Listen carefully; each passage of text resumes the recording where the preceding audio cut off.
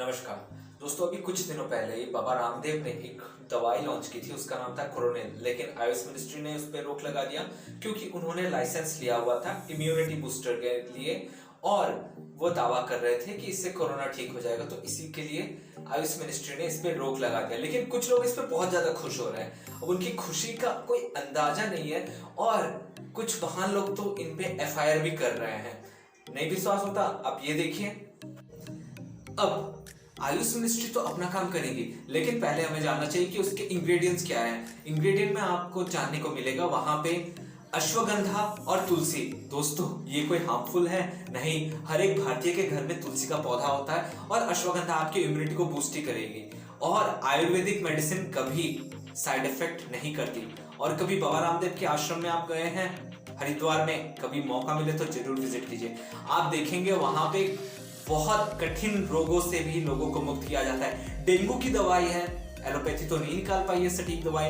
अरे आप शुगर को ही ले लीजिए, आज तक निकाल पाई एलोपैथी दवाई वेस्टर्न कंपनीज? नहीं। लेकिन आयुर्वेदा तो इसे मानता ही नहीं ना।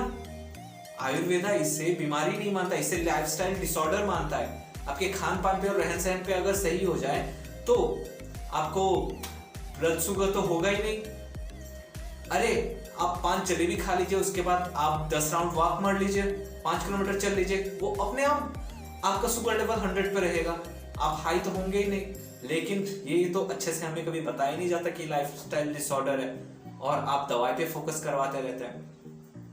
अब दोस्तों, इन कंपनीज का इंटरेस्ट वेस्टेड है। आप देखिएगा, जब भी कोई भी अगर पेंडेमिक के बाद दवाई आती है, उसे करीबन 20 साल तक एक राइट मिल जाता है और वो अपने दाम के अनुसार उसे बेचेगी, क्योंकि उसके रिसर्च पे उसका बहुत खर्चा होता है। अब दोस्तों, जो भी दवाई इस कोरोना वायरस पेंडेमिक को ठीक करने के लिए बनेगी, आप सोच सकते हैं ना उसका डिमांड कितना ज्यादा होगा। और इसी प्रॉफिट की वजह से ये सब लोग खुश हो रहे हैं कि कोरोनिल ये फेल हो गया। और फेल तो नहीं, वो आयुष मिनिस्ट्री उसकी जांच कर रही है और आयुष मिनिस्ट्री उसका पता लगाएगी। लेकिन इम्यूनिटी बूस्ट करके रखना, ये तो प्रिकॉशन मेजर अच्छा ही था ना। अब दोस्तों, एफआईआर करने वाले लोग ये नहीं देखते कि नन्ना ना नन्ना नन्ना ना नन्ना गोरे हुए आज तक लगा रहे हो ना 50 सालों से। हाँ दोस्तों, 50 साल से फेयर एंड लवली बिक रहा है, लेकिन किसी ने एफआईआर नहीं की उस पे। अब सेरेना विलियम्स को जाके क्यों नहीं बेचते फेयर एंड लवली? वो खरीदी गई नहीं क्योंकि उसे गोरा होना ही नहीं है। अल्टीमेटली टैलेंट मैटर्स ना। अभी ब्लैक लाइफ मूवमेंट जो चल रहा है उसमें बहुत लोग सपोर्ट कर रहे हैं, लेकिन वही इंडियन एक्ट्रेसेस जाके इनको प्रमोट करती है। शाहरुख खान सर भी तो करते हैं। अब शायद वो बोल रहे होंगे कि गोरे हो जाएंगे तो क्या पता सफलता में कुछ मिल जाए। पर्सनली उनसे जाके पूछिए कभी गोरेपन से सफलता मिलती है क्या।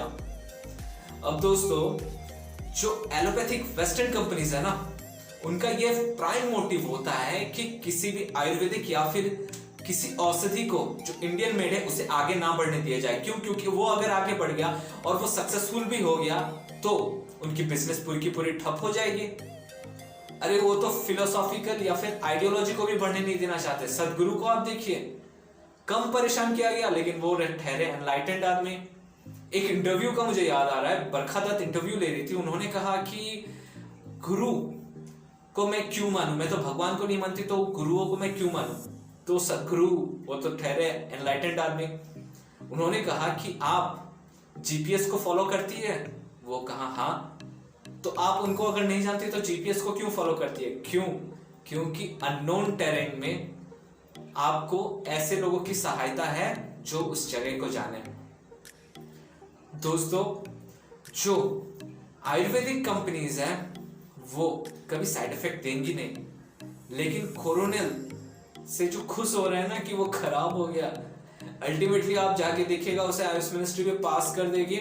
लेकिन जो पेटेंट दवाई आएगा वो वेस्टर्न कंपनीज के द्वारा ही आएगा और जो मोटा प्रॉफिट है वो वही कमाएंगे, वो लेने ही नहीं देंगे, पीछे पड़े रहेंगे। आपको क्या लगता है कोई कॉमन आदमी जाके बोला इसे? नहीं, ये लोग कंप्लेन करते रहेंगे कि ये दवाई हो सकती है, औकात ही कैसे हो गई।